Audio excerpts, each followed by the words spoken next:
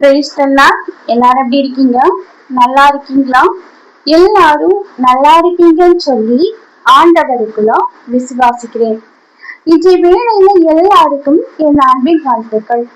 குறிப்பா பிறந்த நாள், திருமண நாள் காண்கிற ஒவ்வொருவருக்கும் என் அன்பின் வாழ்த்துக்கள். இன்னைக்கு செய்திட்டு தியானிப்பதற்காக எடுத்துக்கொள்ளப்பட்ட வேத வார்த்தை, இயேசு ஒருபோதும் உன்னை விட்டுவிட மாட்டார். இந்த மெசேஜ் உனக்காக தான். பிரியமானவர்களே, வாழ்க்கையில பிரச்சனை வரும்போது, வேதனை வரும்போது நம்ம கண்ணீர் சிந்துவோம். எப்படி அப்படின்னா, ஆண்டவர் என்னுடைய வாழ்க்கையில நான் உன் கூடவே இருப்பேன் அப்படின்னு சொல்லி எல்லாம் வாக்கு தத்தம் தந்தாரே. ஆனா இந்த சூழ்நிலையை பார்க்கும்போது கர்த்தர் என்னோடுதான் இருக்கிறாரா அப்படிங்கிற எனக்கே சந்தேகம் வர்ற மாதிரி எனக்கு என்னோட சுற்றிலும் கசப்பான அனுபவங்கள், வேதனைகள், கண்ணீர் நிறைந்த பாடுகள் நடந்துட்டு இருக்கேன்.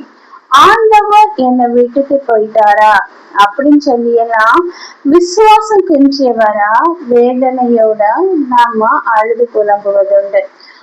பிரியமானவர்களே, நம்ம மாமிச ரீதியா நம்முடைய வாழ்க்கையில ஏதோ ஒரு பிரச்சனை வந்த உடனே, போராட்டம் வந்த உடனே ஆண்டவரையே நம்பி இருப்போம்.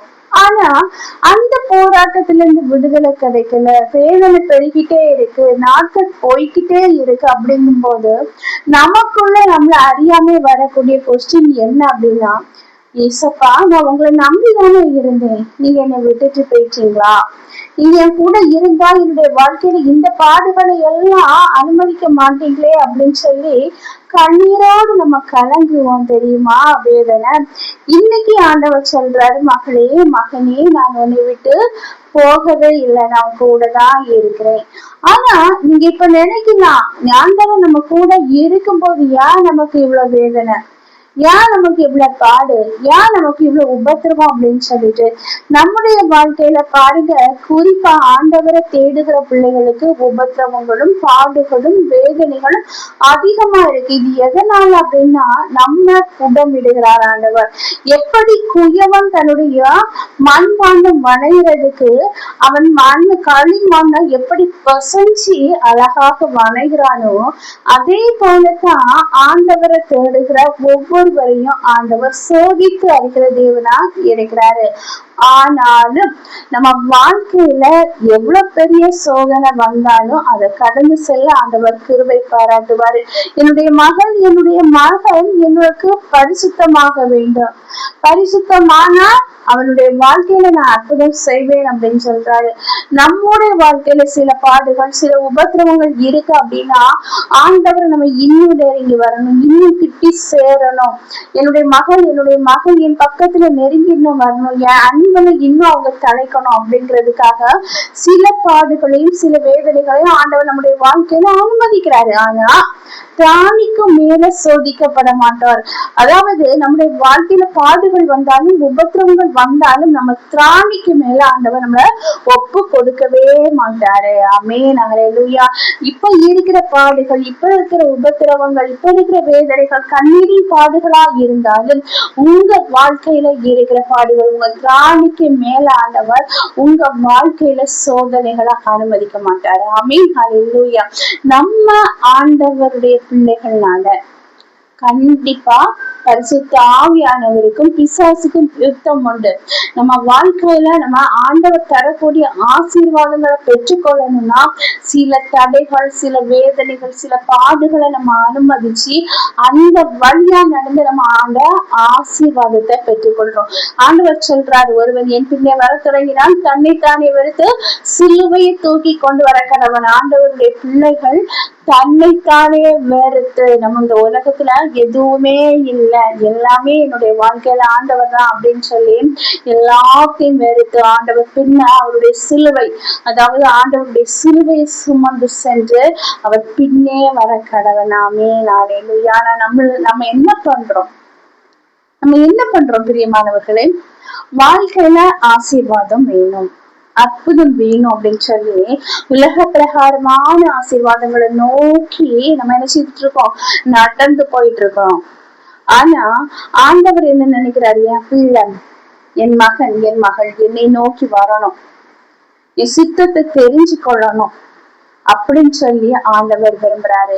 இன்னைக்கு அவருடைய சித்தம் என்ன, உங்களை கொண்டு அவருடைய நோக்கம் என்ன அப்படின்னு சொல்லி தெரிஞ்சுக்கிட்டு அவர் பின்னே நீங்க ஒவ்வொருவரும் வர, நம்ம ஒவ்வொருவரும் வர அவர் பின்ன செல்ல நம்ம ஆயத்தப்படும் போது நம்ம வாழ்க்கையில இருக்கிற தடைக்கற்கள், வேதனைகள், நிந்தனைகள், அவமானங்கள், உபத்திரவங்கள் எல்லாமே மாறி போகும்.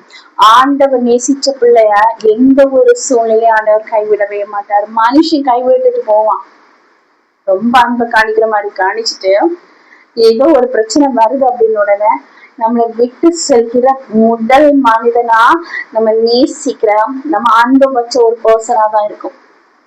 நம்ம ஏமாற்றப்படுறோம்னா நம்ம நம்பின ஒரு பர்சன் மூலமா நம்ம ஏமாற்றப்படுவோம். ஆனா ஆண்டவர் அப்படி இல்லை. நம்ம அன்பு வைக்கும் போது நீங்க கொஞ்சம் அன்பு நீங்க ஆண்டவர் சமூகத்துல கொடுத்து பாருங்க, ஆண்டவர் பெரிய அளவான ஆசீர்வாதத்தை தருவாரு. ஒரு கொஞ்சம் நம்பிக்கை, கொஞ்சம் விசுவாசத்தை நீங்க அவர் மீது வச்சு பாருங்க, ஆண்டவர் உங்களை உயர்த்துவார், நடத்துவார், தப்பளிப்பார், வழி நடத்துவார். கலங்காதே அப்படின்னு சொல்லி தேச்சரவாளனா வருவாரு. ஆறுதலின் தேவனா இருக்கிறாரு.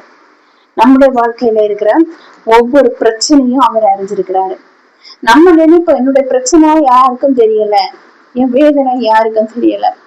ஆண்டவர் சமூகத்துல சொல்லி அழுதுட்டேன், வேதனையோடு கூட ப்ரேயர் பண்ணிட்டேன், ஆனா அதுக்குள்ள ஆன்சர் எதுவுமே வரலையே, ஆண்டவர் என்ன கைவிட்டுட்டாரா, என் ஜபத்தை அவர் கேட்கலையா, ஏன் எனக்கு இவ்வளவு பாடு, ஏன் உபத்திரவம் அப்படின்னு சொல்லி ஆண்டவர் உங்க ஜெபத்தை கேட்டிருக்கிறாரு. உங்க பாடுகளை நிச்சயமா ஆண்டவர் மாற்றுவாரு. உங்க கலக்கத்தை, உங்க வேதனைகளை மனிதன் அறியல, ஆனா ஆண்டவர் அறிஞ்சிருக்கிறாரு. உள் இருதயங்களை சோதித்து அறிகிற தேவன். உங்க உள் இருதயத்துல நீங்க என்ன நினைச்சிட்டு இருக்கீங்க, எதுக்காக நீங்க கவலைப்பட்டுட்டு இருக்கீங்க அப்படிங்கறது அவருக்கு தெரியும். ஆனாலும் நீங்கள் குடமடப்படுகிறீர்கள். தனிமேல் ஆண்டவர் உங்களை நடத்தி செல்றாரு அப்படின்னா உங்களுக்கு பெரிய ஆசீர்வாதத்தை அவர் வச்சிருக்கிறாரு. தனிமையின் பாதையில நான் இருக்கிறேனே, நம்புறவங்க எல்லாரும் கைவிட்டுட்டு போயிட்டாங்களே, ஐசப்பாம் கைவிட்டுட்டாரு அப்படின்னு சொல்லி புலம்பாதீங்க. நீங்க தனிமையின் பாதையில நடக்கிறீங்க அப்படின்னா ஆண்டவர் உங்க கூட இருக்கிறாரு. நீங்க தனியா நடக்கும் போதுதான் மனுஷன் துணை இல்லாம உங்க வேதனையின் கட்டத்துல நீங்க ஒத்தையில நின்று யாருமே இல்லை அப்படின்னு சொல்லி புலம்புற வேலையில தான் உங்க சத்தத்தை ஆண்டவர் கேட்கிறாரு. உங்களை வழி நடத்தி செல்லுகிற தேவன்.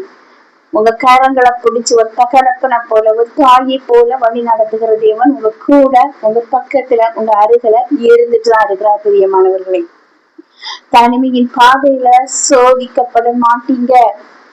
தனிமையின் பாதையில உங்க கூட இருக்கிறத நீங்க அறிஞ்சுக்குவீங்க.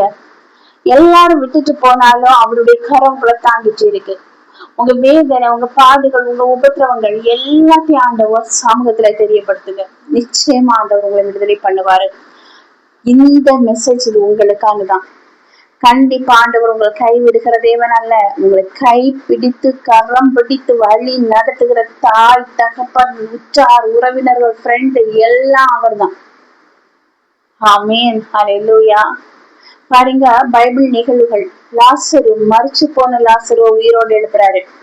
குழந்தை இல்லாம கண்ணீர் வடிக்கிற அந்நாளுக்கு கற்பத்தின் கனிய ஆசீர்வதிக்கிறாரு. சிறைச்சாலை கதையில் அடைக்கப்பட்ட அந்த பேதுருவ ஆண்டவர் வெளியே கொண்டு வராரு.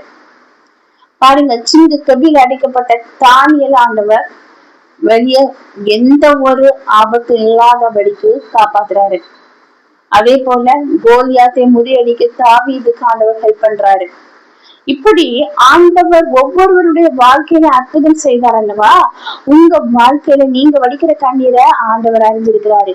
இப்ப நம்ம பைபிள்லாம் எபிரேயர் 13வது அதிகாரம் 5வது வசனத்தை எடுத்து நம்ம படிக்கும் போது, நான் உன்னை விட்டு விலகுவதும் இல்லை, உன்னை கைவிடுவதும் இல்லை. பாருங்க, நீங்க எந்த ஒரு சூழ்நிலையில இருந்தாலும் ஆண்டவராகிய இயேசு கிறிஸ்து உங்களை விட்டு விலகவே இல்லை, உங்களை கைவிட்டுட்டு போகவே இல்லை.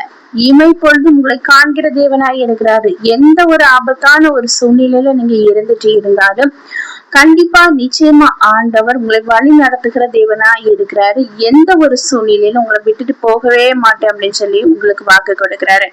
வாழ்க்கையில பிரச்சனைகள், வேதனைகள் எல்லாம் இன்றைய நாள்ல மாறி போகும். ஆமென், ஹல்லேலூயா. அதனால உங்களை கலங்கி இருக்கிற சூழ்நிலை குறிச்சு கலங்காதீங்க. வேதனை படுத்துகிற அந்த சூழ்நிலையை ஆண்டவர் ஜெயமா மாற்றுவாரு. கர்த்தர் தாமே இவ்வார்த்தைகளை ஆசீர்வதிப்பாராக. ஆமென் ஆமென். ஹல்லேலூயா.